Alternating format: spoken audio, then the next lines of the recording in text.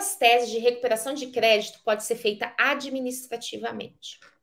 Olha, Camila, a gente tem um critério geral, tá? Porque isso pode mudar de um dia para o outro. O que pode ser feito judicial e o que pode ser feito administrativo. A ideia é o seguinte: administrativamente é quando decorre de um erro do contribuinte, tá? E a Receita Federal já tem o entendimento de que aquilo lá é errado. Então, por exemplo, eu mencionei na aula de número 1 a recuperação de imposto de renda sobre juros de mora. Pode ser feito administrativamente. Eu nem mencionei na aula, né? Porque tive que limitar o número de temas de tese, mas, por exemplo, também tem isenção de imposto de renda para aposentados portadores de doença grave. E tem muita senhorinha, muito senhorzinho aposentado que vem pagando imposto de renda, apesar de ter uma doença grave, sabe? Um câncer, uma cardiopatia grave, etc., que tem lá numa listinha. Então, assim, isso pode ser feito, por exemplo, administrativamente. Né? O próprio imposto de renda, que às vezes a pessoa declara errado, era uma indenização de um processo, e aí ela declarou lá em rendimento tributável. Isso se recupera administrativamente, sabe? Que mais? A tese do século.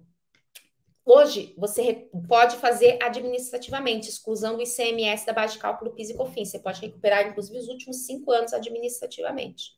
As do Simples Nacional, não só a do monofásico, como o de ICMS substituição tributária, por exemplo, dá para ser administrativamente. É administrativamente.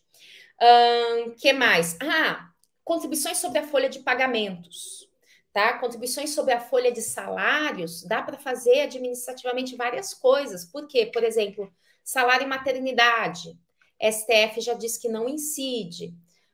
Auxílio-doença, STF já diz que não incide. Então, esses são alguns exemplos, tá, atuais de recuperações administrativas. Deixar bem claro que não são os únicos, certo?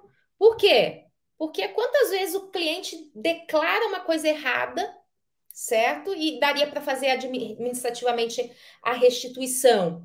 Ou então, a própria questão do GILRAT, né? Que é um adicional, em virtude de acidentes de trabalho. Às vezes, a pessoa fez o cálculo errado.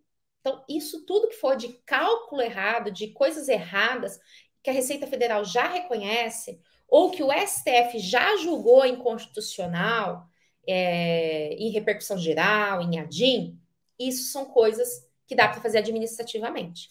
Agora, sim, cuidado. Por quê? Porque tem coisas que o STF julgou inconstitucional, mas que a União, a Fazenda Nacional, opôs embargo de declaração. Por exemplo, transferência de mercadoria para estabelecimento do mesmo titular, ICMS.